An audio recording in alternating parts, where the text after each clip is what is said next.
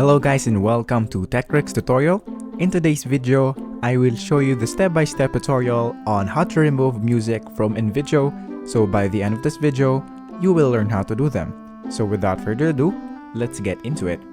So the first thing that we need to do is to go here on the website of Invideo and then go to your project. And as you can see right here, I'm now on my project. And let's say for example that we want to delete the music. So all we have to do right here is to go to any one of this page right here and then click this edit scene. After you click edit scene, this timeline will show up on your screen.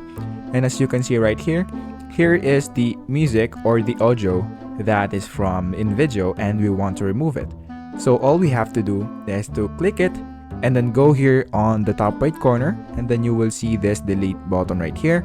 If you click it, it will now be deleted to your project. So that is basically it for this video.